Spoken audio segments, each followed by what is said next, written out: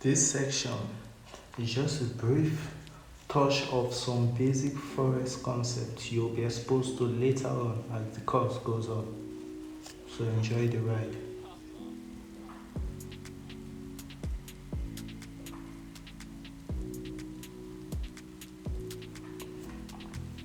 We'll begin this section by defining what Forex is. As you saw in the table of contents, and okay, so it reads: Forex simply means the conversion of one currency into another, and we the traders are just like exchangers that want to buy at a cheaper rate from someone willing to sell, and then we sell at a better price for someone willing to buy. That means you as a trader, the whole concept is that you act like an exchanger. You get, like, if you can see from the image at your side, the image over here, that the bureau de change, you literally put yourself as that person in that box doing the work, you get, but on a global scale. So the aim of Forex trading is simple, just like any other form of speculations. You want to buy a currency at one price and sell it at higher price. Okay, I believe you get the concept now. Okay, what are candlesticks? Candlesticks provide a visual representation of price movement. Like, it helps to summarize your data. Like, it helps to represent your data, you get. So you can see this is an image of a candlestick, and you would observe this is a bullish candlestick and this is a bearish candlestick. You can observe, but I don't really want to go into much detail. This is like a total example of multiple candlesticks, you get. Then what is price charts? This simply means the price of a commodity over a period of time. That is to say, it helps tell the story of a commodity over a period of time. You can just call this the commodity history. What this place is talking about is like from the previous image we talked about, you would observe this is an example of a price chart. It's telling the movement of price, the values of price over a period of time. So this is a more better example. Like, it elaborates our points better. Then what are lot sizes? Lot size refers to the quantity of an item ordered for delivery on a specific date or manufactured in a single production run. In other words, lot size basically refers to the total quantity of a product ordered for manufacturing. But in the Forex concept, it helps to determine the total size of a commodity, like of a currency you want to purchase or you want to sell. It's like a scale of measurement to know, it's a scale of measurement. Like, this is an example of the MetaTrader 5 trading interface. You can see over here to my left, you'll see the bid price. Then over here to my right, you'll see the ask price. Then over here, you would see the lot size being used. Then we'll move to what is risk to reward. Risk to reward ratio, sometimes known as R/R ratio, compares the potential profit of a trade to its potential loss. It is calculated by dividing the difference between the entry point of a trade and the stop loss order. You get, by the difference between the profit target and the entry point, the reward. For example, now, maybe if you ask a trader, that your last trade, what was the risk to reward? The person will be like 1 to 3. You get, like the person will be like 1 to 3. For instance, the person is risking 1% per trade. So immediately that person says 1 to 3, that means he risked 1% and he was expecting like 3% in return. So that's just the concept behind risk to reward. And if you can see from the image, you can observe this place, open profit / loss, risk to reward ratio 5. You see, from this trade setup, you would realize that this particular trade was with a risk of 1 to 5. Who is a broker? A broker is a person / firm that facilitates transaction between traders, sellers, or buyers.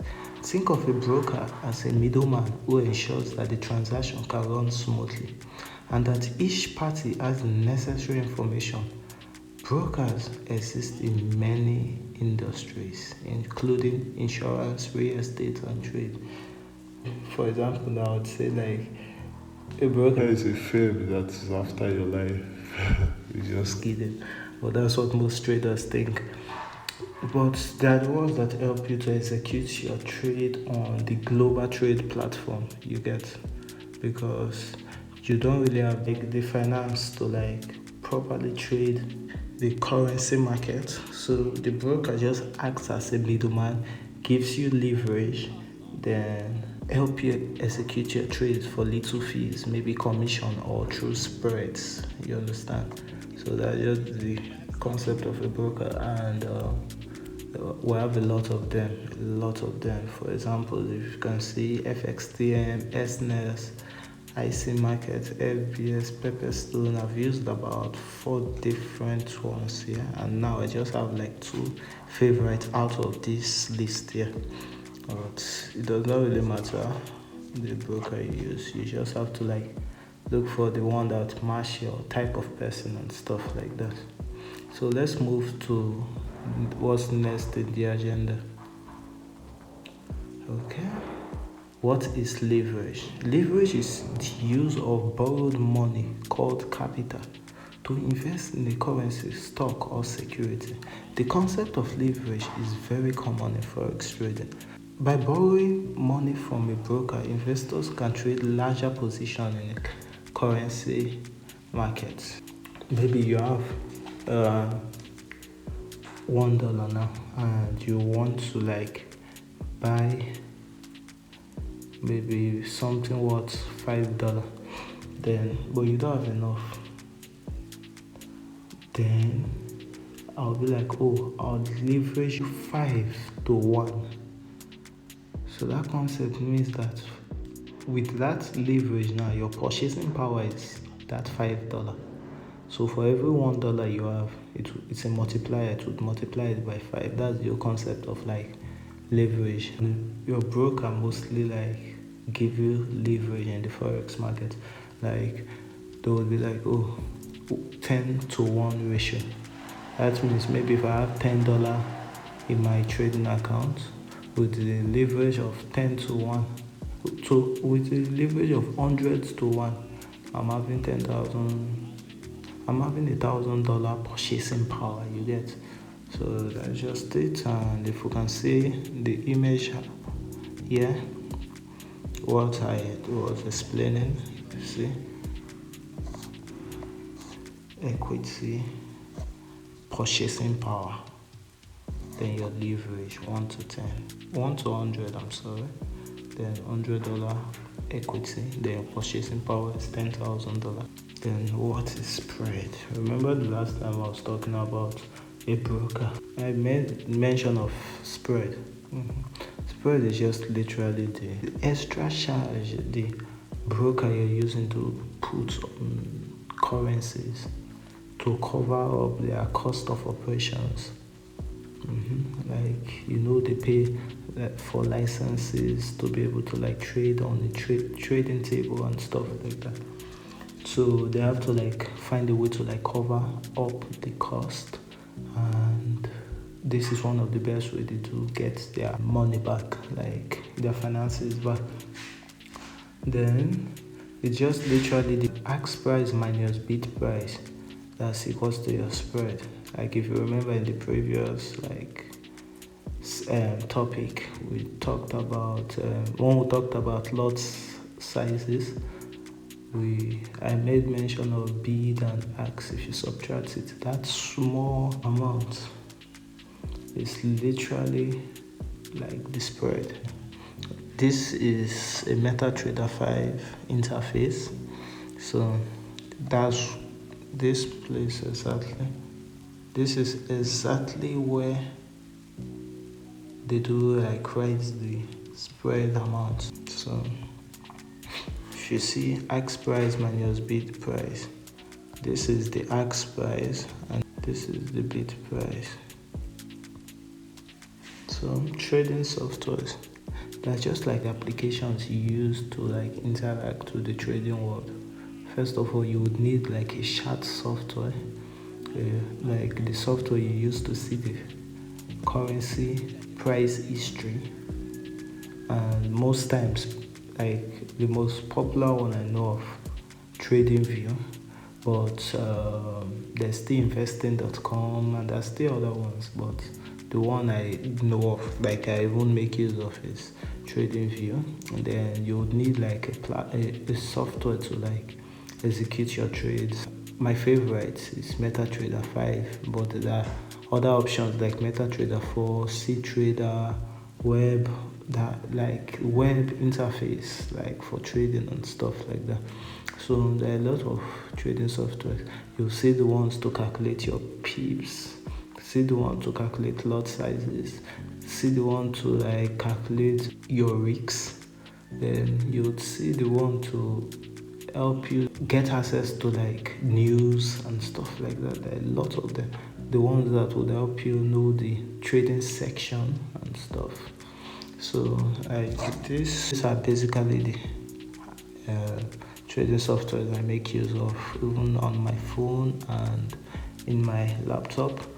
The TradingView, my charting software, MetaTrader 5, my execution software, MetaTrader 4 and CTrader. I use them once in a while. So, but I don't really have like any software I use personally for news because I really pay attention to the news and stuff like that. So let's move on to the next. Tradable financial markets. Professional traders can decide to engage in investing or trading depending on their own approach and trading style. They have the option to trade in a lot of financial markets. Yes, maybe you know how to analyze a chart, you know like whether it's a support, whether it's a resistance. It's relatable in other markets that has like their price history as a chart. Like you can easily transfer your skills. So you might end up like going through this course now, and at the end of it you'll be like, oh, I don't really want to be in the Forex market. I want to be more into crypto market and stuff like that. So whatever market it is, as far they have like commodities that they do display its history with charts and like price actions, then you're good to go. You're good to go. There are a lot of them. For example, now the Forex market, the capital market, the stock market, derivative market, commodity market, money market, the cryptocurrency market, insurance and mortgage market. There are a lot of them. So you have like a lot of field to play around with, and once you're able to like do this right, then like you have no limitations. Like trust me. First section. So thanks for sticking around. This is just like a mere like intro, like to touch some some to refresh the brain. You get something like that. And for people that don't really have like an idea, this is just like creating that idea in them and stuff like that. So I created like a Telegram quiz for us to like evaluate your knowledge on what was being said in this section one. So to know the percentage of people that are following up and stuff like that. Do have a nice day. The end.